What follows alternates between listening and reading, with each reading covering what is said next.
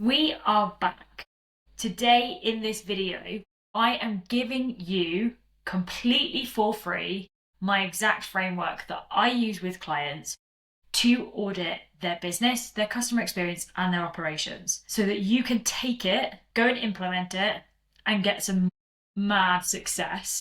Find ways that you can improve profitability, ways that you can improve your customer experience, ways that you, as a founder, can find time and headspace to start stepping back and see whether there are areas of opportunity, both commercially and for your team to start taking more responsibility, stepping up, and where you need to move next in order to take the business to where you want it to be. So this framework is what I call the 5-star feedback loop. And it was originally based around a star, and with my adventure lens on it, I would say, and who I am as an individual and the clients I work with, I've now turned it into a mountain. Name will not change. I still quite like the 5-star feedback loop. Comes from a background in travel and hospitality. Now, I created this framework kind of by accident, where I started working with a business.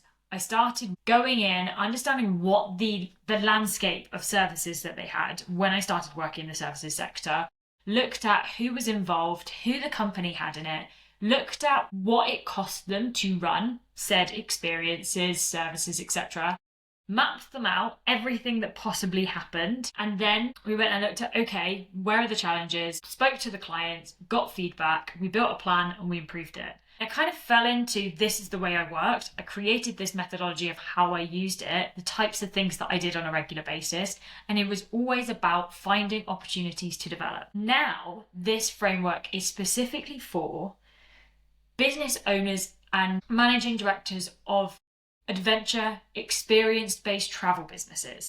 Now, this can look specifically at, it can look at any part of your business, really, if you wanted to adapt it to that. But it specifically looks at the entire end-to-end journey of a particular experience, whether that is a 3-day tour of Marrakesh, or it's a walking tour of London, or it's a retreat experience throughout a secret island in a remote location. All of this is possible. How you apply it is completely up to you. And this framework can work for multiple experiences. You take the same framework and you run it again for that specific service. And why it's a loop, more specifically, is because you start, and you'll see now the graphic on screen of that 5-star feedback loop. You start at the audit stage.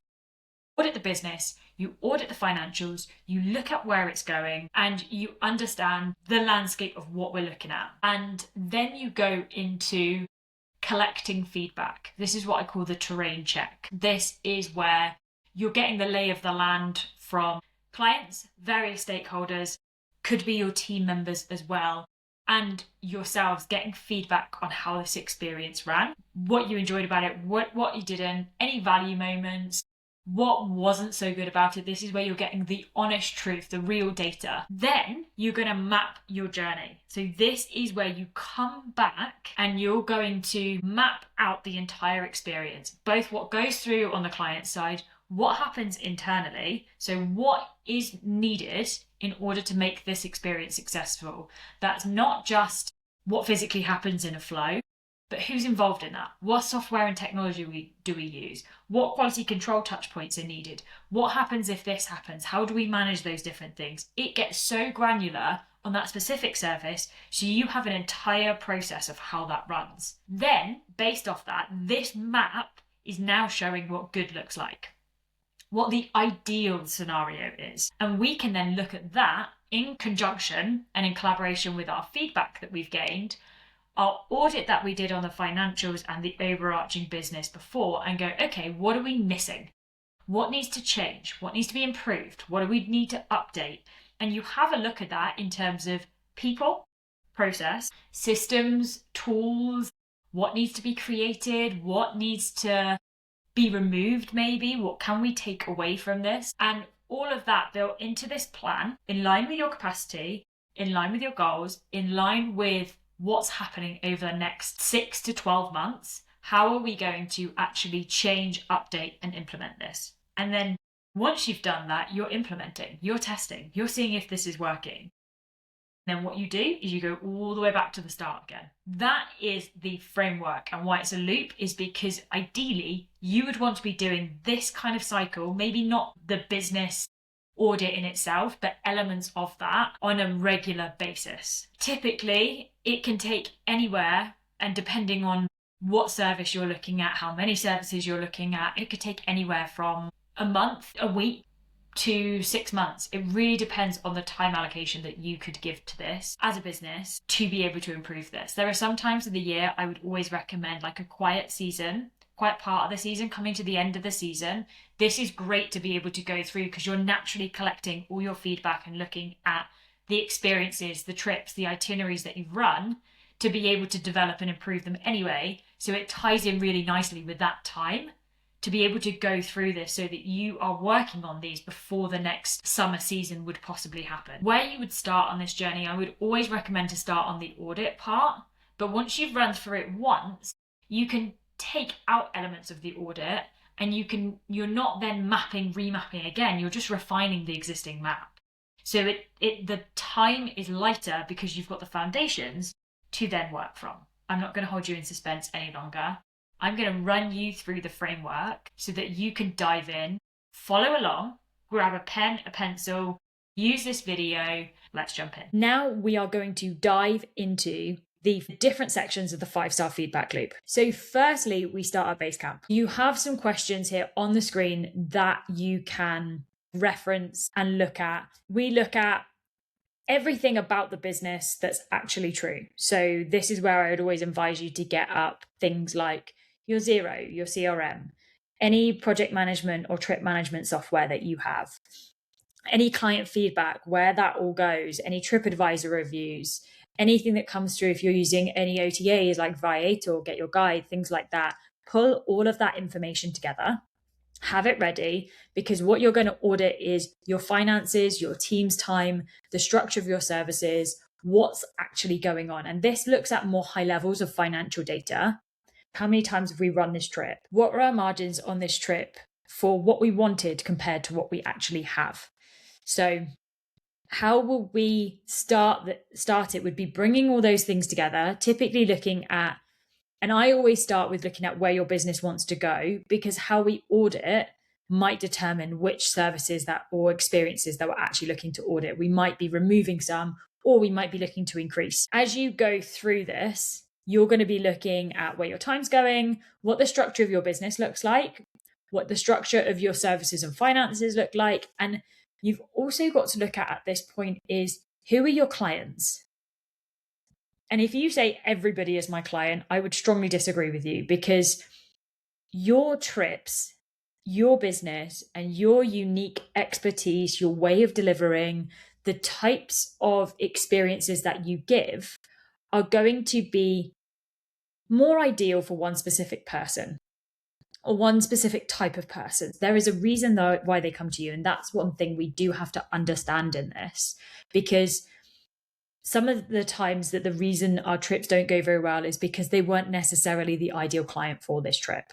And that skews what happens and how we're looking at this. So that type of information is going to be really important. I had a client that I worked with, when we went through the audit, they found hundreds of thousands worth of delivery capacity that their team was spending on duplicated work that they could have had for other things, could have had for increased client work. So if you think your team are working on things that you don't really know where time is going, having a look at what you've set out, what you've got in terms of your capacity and what's being used, it gives you such an indicator of what's actually happening. And if you're at this point, if you're thinking, yeah, but we have so many trips, like we run day tours and it's a lot, and there is just so much data for us to have a look at. I would say if you have day tours and you're running a specific itinerary, find the patterns and similarities with those. So you can look at them on a higher level, but you can also look across months and across weeks. So you could break it down by time. So let's say you would say, okay, that day tour we ran, or the day tours that we ran throughout March, cost us a hell of a lot more, or we didn't make as much money at that time than we did when we ran them in July. Why? What was that? So here you're just looking at discovering and fact finding. You're really jumping into just trying to see what's going on here. You're not trying to make any decisions, but you're just trying to see and investigate. Then once we've jumped past the base camp, we then terrain check. We go to our clients, our team, any various stakeholders that have input into our business, and we get the honest truth of what's happening. So you can get this from, again, if you're doing this at scale and you run a lot of tours with a lot of people, you will have feedback and reviews that you get from clients. Now, what I would encourage is you're trying here not just to look at the constructive feedback, you're also looking at the incredible feedback, the 5-star reviews that you're receiving. You can look at these to find patterns and similarities into why it was so good. What do your guests say? And I'm always a big fan, if you're a more boutique, you run multi-day trips for fewer guests, to have some sort of a more in-depth feedback form or a call at the end with them. What that allows you to do, it allows you to have conversations and ask questions to open up the conversation, to build more depth into understanding what's happened, their experience, how they saw it from their eyes, and understand their journey. From that, you can find really clear patterns and similarities and find themes of what's happening that you wouldn't quite know before. So typically, if I'm thinking about questions that I would ask, I would always often talk through areas like communication. Is there anything that you would have liked to have known that you didn't? Or how much communication or how little communication were you expecting from us in relation to what you had? What were your expectations of the trip in relation to what you actually went through? I would look at areas like people, guides. You can get really granular. Like, was your guide on time? Was there anything that was truly special that the guide brought out? Is there anything that you didn't quite like about the trip? For example, the accommodation. And you can give examples of this, but you want to start digging detail. Why was that? And you're understanding not just what happened, but why it happened, why they thought that, and who they are as a person. And typically you can do this post-trip, but also asking your guides during the trip to extract this information. And being able to do this really well sometimes means that you're not doing it after the fact.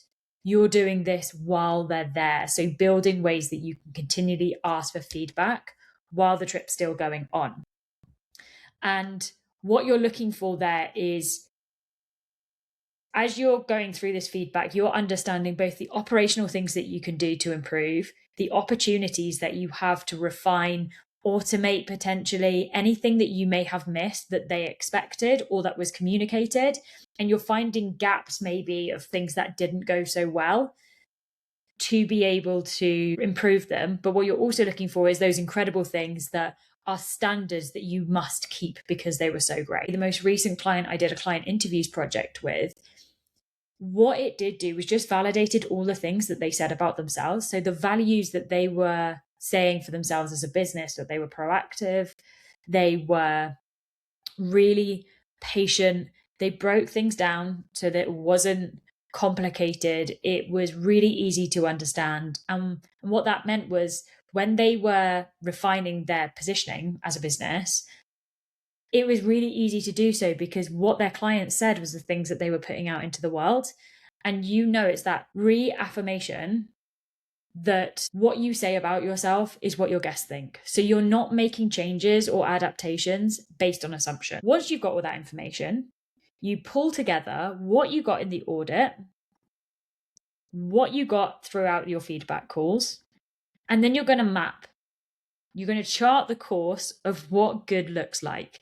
So combining those together, you're going to map a guest journey across from probably pre-sale, like your marketing sales funnel, all the way through to offboarding when they leave and what's going to happen next. So that can go really in depth throughout the whole business, and you can do this on multiple services. What I would recommend would be start with a service, and then the same format you would pull through to every single one. So when it's mapped out in full, you have broken it down into pre-sale, you've got your marketing, awareness, consideration, and then how do they take action and what's that payment process, which is really, really important. What is that onboarding phase? How do you understand all their preferences? What does that first part of that journey look like? What is that communication period between when they've purchased and when they arrive? And is there any opportunities that we've got in there to be able to upsell, understand further of their expectations or get them interested in other experience after they've already stayed and build their excitement? What happens during the experience? So how are we really strongly mapping the actual experience on the ground? Who's involved? The handover touch points. What are we communicating? Where do we go? What do we need to keep in mind? What are some of those risks and contingency plans if something goes wrong or doesn't happen, which in adventure travel is 90% of what you do is managing risk. And then post experience and leading up to when they leave, when you're gathering feedback and when you're trying to get them to come back again. And I say trying to get them, the whole idea is that this journey is so smooth, so seamless. You understand what they want so that making coming back with you is a no-brainer, but you're gathering that information, you're mapping it out, you're being very clear and very structured with it so that then moving forwards, there is no grey area for your team, no grey area for you to see where clients are. It builds in visibility, it builds in confidence, both for your clients, for your team, and for yourself as a founder, that you know who is responsible for any one thing, but you can also build in extra areas of accountability, ownership, and be very clear on when things hand off and who they hand off to, and what are the gaps currently.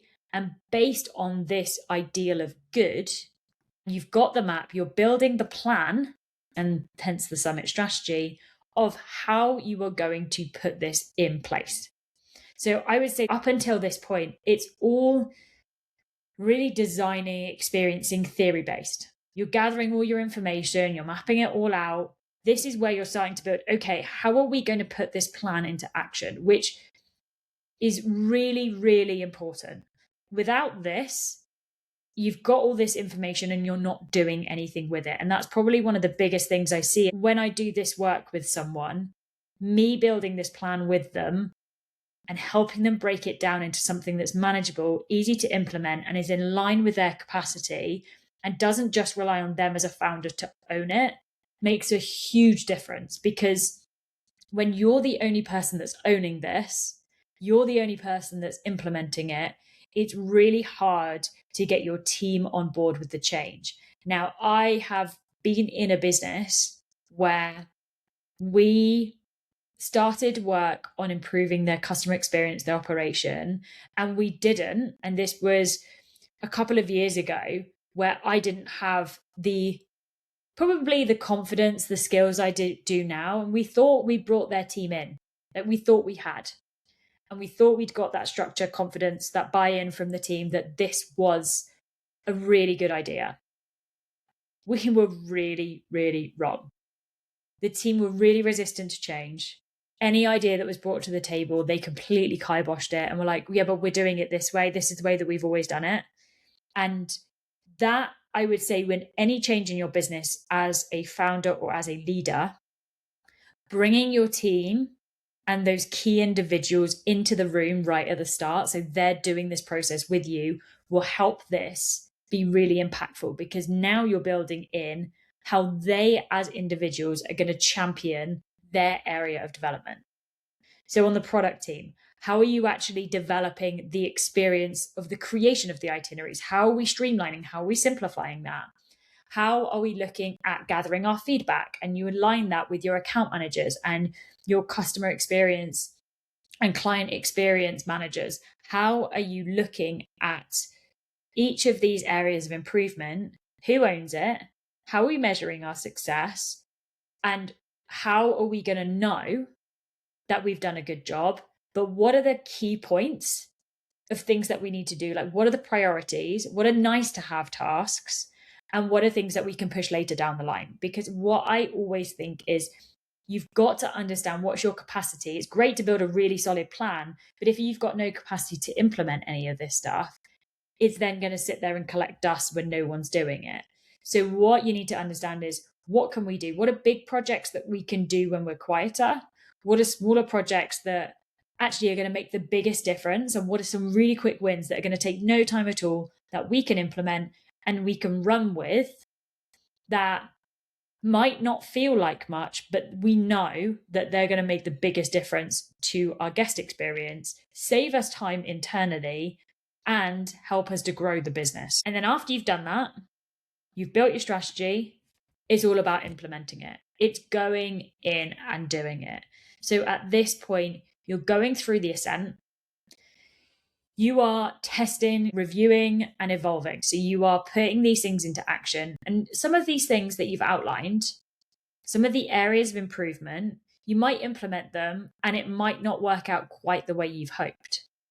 Now that's okay, because a part of this is how are we adapting and changing and really seeing how the framework works so we can keep going and we can keep growing with it, versus feeling like we're making all these changes and they're really not working for the business. The idea is that they're being changed, they're making improvements, and it's growing as the business grows. But what is important is that all of these processes that you're starting to map out and these systems, these ways of working that you have, they have someone that, as you're developing them, someone is developing that view of them, whether that is, and I like to use Miro for things like this. So Miro boards are great because you can map flows on there. Now, that might feel very static. As the business grows and develops, the processes need to update and change with you. Otherwise, you'll find yourself feeling like you probably are now, where your operations haven't quite caught up with you. So you need someone to be able to own that and keep developing it. All of this works if you've got these structures in place. When you're trying to implement things like automations, AI, new softwares, new tools, you know what good looks like to be able to put the tool on top. And you could apply this same thing for things like putting in a career progression planning framework within the team. This could be financial reviews and financial strategy. This could be internal operations processes on how we onboard a team member into the business. You could apply this to team, marketing. You could apply it to anything really if you really wanted to. But once you know this framework, you can take it and run with it. And realistically, when you go through this, you can see what's possible. These are just some of the results that clients have had, and they've been able to increase profit by 20%, which is absolutely incredible from when they were. We've implemented this at Reconnect, my other business, and we had 3 retreats confirmed. 2 have now been completed with the same company in the last 12 months, with more looking to roll out into 2027. And another client has been able to take her first holiday, which is pretty huge, with actually being able to step back, turn off from the business and be as involved as she wants to be, versus feeling like she's constantly attached to her phone or constantly checking and taking her laptop everywhere she goes, because she knows that her team have got everything under control. And if there's something that's urgent that she needs, she can check in when she needs to, but she doesn't necessarily need to feel like she's constantly on all the time and at the center of every decision. Now, if you are looking to exponentially grow your travel business, and I say exponentially, if you want to take your travel business to scale, whether you're a DMC, an individual supplier, or you're a travel agency, this framework applied to your business will help you understand where your gaps are, what's going on right now, building structure into your processes, and help you understand how to improve, develop, and then bring your team in so it's not so reliant on you. you can start to see where you're involved right now throughout this and what you can do to start removing yourself from the day-to-day of managing trips, managing itineraries, being at the center of every decision, because you then start to offload your thought processes to know what decisions need to be made, and bringing other members of your team or finding areas that you might need to train your team in certain skill sets and bring them into how you operate right now so that they can take on that responsibility. The ideal of this is to help you find more time, increase profitability, and like I said, improve your guest experience. Now, if that is not enough that I've just given you throughout that map on how you can do it, and feel free to watch it back and let me know in the comments if you have any questions related to any of these sections, or there's something that is a scenario that you're dealing with in your business that you'd like to chat through. Use the comments, let me know. If you're like, yeah, this is great, but we just don't have the time, or we've tried something like this before and we've never been able to see it through, I'm also going to put my link to book a scenario planning call with me. Now, this scenario planning call is free, completely free, and it's 30 minutes where you can bring one of the challenges that you're facing in your business and we will solve it in that 30 minutes. I only have 4 available this month. And if you liked this video, please head to the channel and hit subscribe. I record these videos, or a video like this that's going to help you with your travel business, once every 2 weeks. And I'm looking to build more content that will help you scale your travel business, understand where in your operations you can improve, help you as a founder gain headspace to step back, and help you navigate that journey that I'm going on with both myself as me and myself within Reconnect, and how we're building our transformative retreat business, and sharing with you all the lessons I'm learning so that you can avoid some of the mistakes but learn the lessons with me. I'll see you in the next one.